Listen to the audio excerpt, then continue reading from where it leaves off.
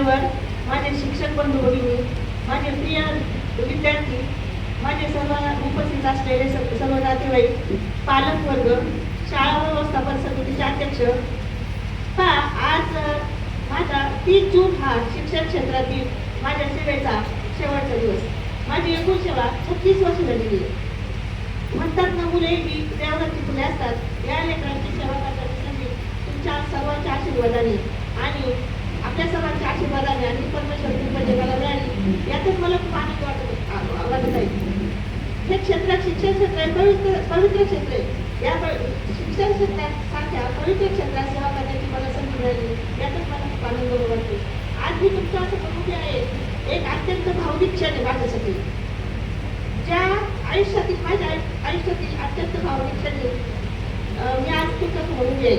ज्या अनेक वर्ष ज्या शाळेत काम केलं, अनेक विद्यार्थी घडवले, ज्या विद्यार्थ्यांमध्ये आयुष्य घालवलं, ज्या विद्यार्थ्यांमध्ये आयुष्य घालवलं, त्या शाळेला निरोप देताना, त्या शाळेचा निरोप घेताना मन खूप भरून आले.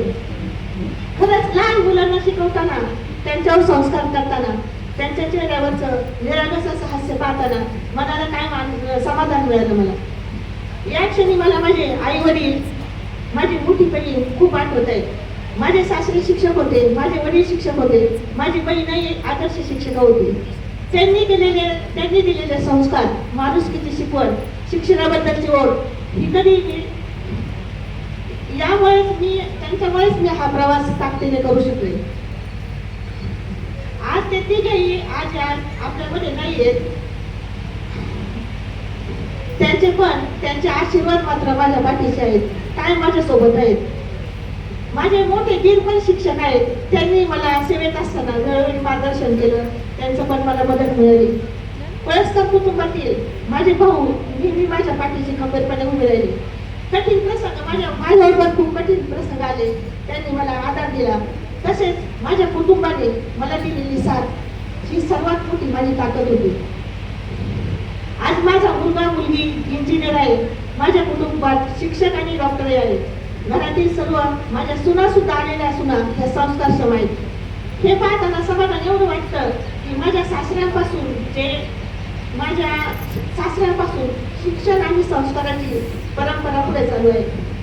माझ्या आयुष्यात आणखी एक अभिमानाची गोष्ट म्हणजे माझा भाऊ. माझ्या आयुष्यात अभिमानाची गोष्ट म्हणजे माझा भाऊ हा माननीय मुख्यमंत्री साहेबांचा विशेष कार्यकारी अधिकारी म्हणून कार्यरत आहे. त्याचं वैशिष्ट्य म्हणजे असं, मी कधीही फोन करणार त्याला, मी कधीच विचार करणार ऑफिसमध्ये आहे का, कुठं आहे, मी फोन करणार, तो उचलणार. पण जेव्हा कामात असेल तेव्हा म्हणणार, प्रतिभा मी तुला नंतर कॉल करतो. पण तो विसरून जाणार नाही. तो काम झालं ना परत मला कॉल करून विचारणार. पहिला विचारणार तू कशी आहे. त्यातच मला खूप बरं वाटायचं. ते विचारलं ना तरी मला त्यातच खूप बरं वाटायचं. तसेच पिंपळगाव किसमिसा केंद्रातील माझे शिक्षक बांधव असतील, त्यांनी मला खूप मदत केली, त्यांची मदत झाली. म्हणूनच मी हा प्रवास सुखरूपरित्या व्यवस्थित पार पडला. तसंच माझे सहकारी शिक्षक आदरणीय कारले सरांचं खूप सहकार्य लावलेलं आहे मला. आता हे ऑनलाईनचं काम चालू झालेलं आहे. मला कधी त्यांनी टेन्शन दिलं नाही. मला कधी मेसेज येईल सांगता येत नाही. ते कधी माझ्या परस्पर माहिती बनवून मोकळायचे. मला कधीच 3 वर्ष म्हणजे त्यांनी कसलंच टेन्शन दिलं नाही.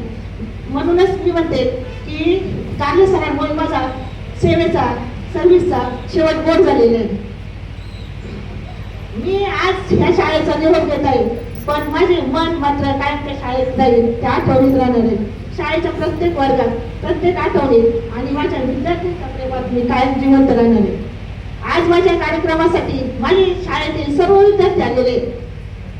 आज माझ्या शाळेतील सर्व विद्यार्थी आले असेल, त्यांना एवढंच सांगेल, तुम्ही अभ्यास करा, मोठे व्हा, यश मिळवा आणि आई वडील आणि शिक्षकांचा आदर करा. कारण ज्ञान माणसाला मोठं बनवतो, पण संस्कार मात्र चांगल्या रीतीने जीवन जगायला शिकवतात.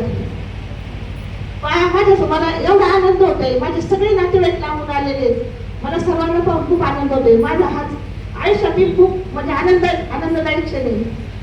तुम्हा सर्वांचे मनापासून आभार मानते, थांबते. धन्यवाद. खूप खूप धन्यवाद.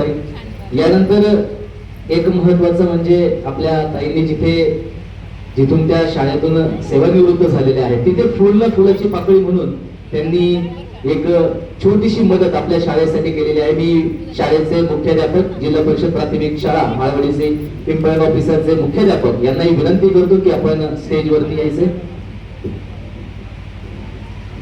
महाराष्ट्र राज्य साखर संगमाचे अध्यक्ष व नागोडे सहकारी साखर कारखाना विद्यमान अध्यक्ष श्री राजेंद्रदादा नागोडे साहेब या आपल्या सत्कार मूर्तींचा सन्मान करत आहेत. एकदा टाळ्या झाल्या पाहिजेत या सन्मानासाठी, या सत्कारासाठी.